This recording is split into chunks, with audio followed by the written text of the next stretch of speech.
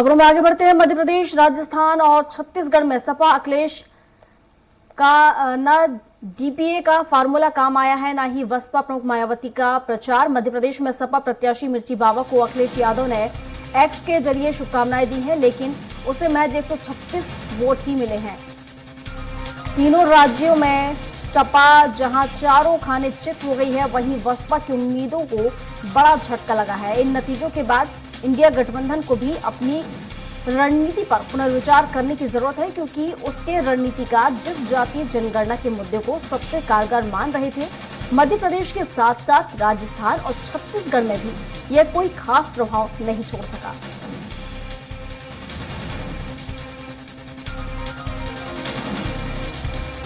और इस पर विस्तार से जानकारी के साथ उत्तर प्रदेश के संपादक राघवेंद्र त्रिपाठी जी हमारे साथ जुड़ चुके हैं, उनसे ही जान लेते हैं। राघवेंद्र जी, जिस तरीके से सपा बसपा दम भर रही थी मध्य प्रदेश चुनाव को लेकर, जिस तरीके से अखिलेश यादव कह रहे थे कि यहां पर वो भारी मतों से जीत दर्ज कर लेंगे, लेकिन देखा जाए तो यहां पर ऐसा कुछ होता नजर नहीं आया। जी बिल्कुल प्रियंका जी, देखिए जब मध्य प्रदेश, छत्तीसगढ़, राजस्थान, तेलंगाना कि आज के चुनाव हुए तो कहीं न कहीं रिश्तों में भी खटास आई। अखिलेश यादव मध्य प्रदेश में अपने प्रत्याशी उतारने लगे। कमलनाथ जी ने उनके लिए अखिलेश का इस्तेमाल किया।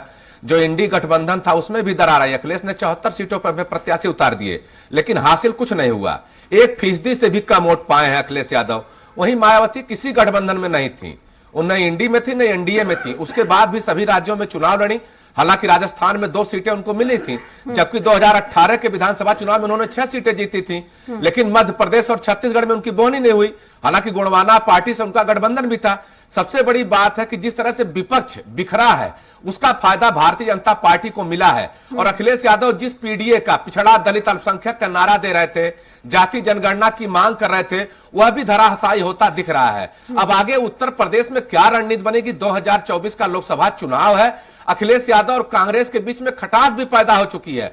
अब अगर यही स्थिति बनती है तो न अखिलेश यादव सर्वाइव कर पाएंगे उत्तर प्रदेश में, न मायावती सर्वाइव कर पाएंगी, न तो कांग्रेस सर्वाइव कर पाएगी।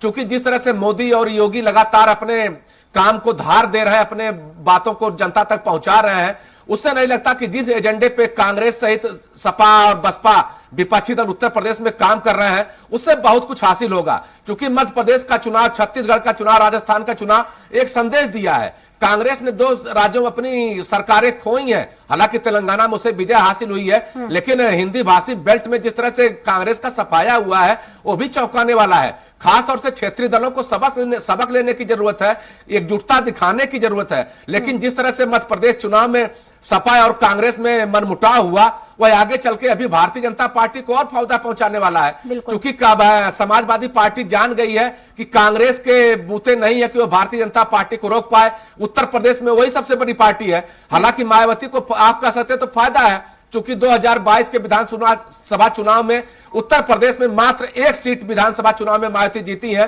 लेकिन राजस्थान में 2 सीट जीत लिया उन्होंने, तो कहीं के फायदा कर सकते हैं। लेकिन अगर वोट परसेंटेज की बात करें तो मायावती को पिछले चुनाव में 6% के आसपास वोट मिला था, लेकिन इस चुनाव में मात्र 3.48% वोट पे ही आके रुक गई हैं। तो कुल मिला के भारतीय जनता पार्टी को अगर रोकना है तो विपक्षी दलों को आत्ममंथन करना पड़ेगा। जिन एजेंडों को लेकर जनता के बीच में जा रहे हैं, जाति जनगणना की मांग करना है, मोदी ने नारा दे दिया सबसे बड़ी जात गरीब की है। अब उसका काट इन लोगों को ढूंढना होगा, क्योंकि विकास के एजेंडे पे भारतीय जनता पार्टी मैदान में जाती है और अपने पक्ष में माहौल खड़ा कर देती है। और अखिलेश यादव हो, मायावती हो या कांग्रेस हो, इन्होंने जाति एजेंडे को धार दिया, लेकिन वह परवान चढ़ता नहीं दिख पाया।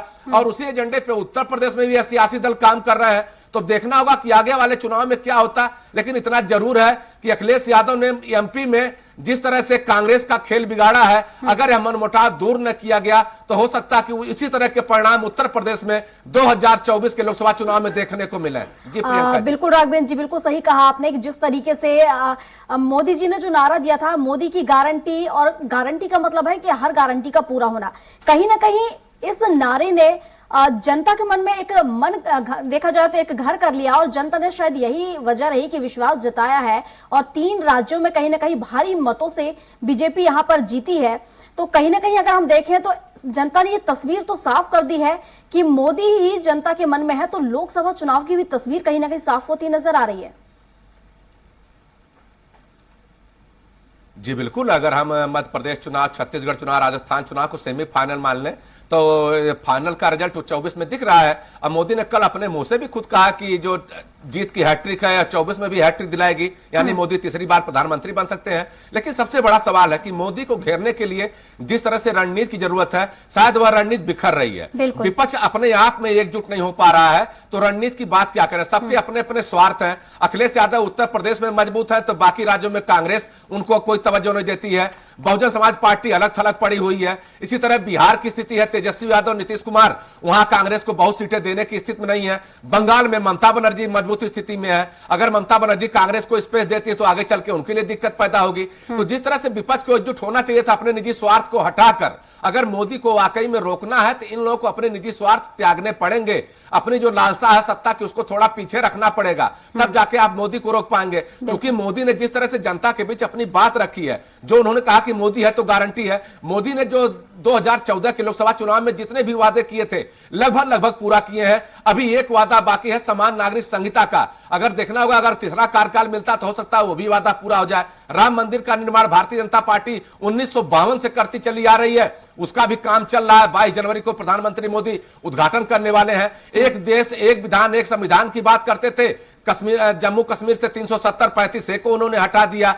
3 तलाक की बात करते थे, 3 तलाक को भी बैन कर दिया। तो मोदी तो गारंटी है ही, क्योंकि मोदी ने जो कहा था वो किया। गरीबों को मुफ्त राशन देने की बात कही थी, उन्होंने दे रहा है। उन्होंने कहा था हम किसानों की आय दुगना करेंगे, उस दिशा में भी काम कर रहे हैं। हालांकि भारतीय जनता पार्टी दावा कर रही है किसानों की स्थिति में सुधार हुआ है, वहीं पे कांग्रेस किसानों के कर्जे माफ करने की बात कर रही है।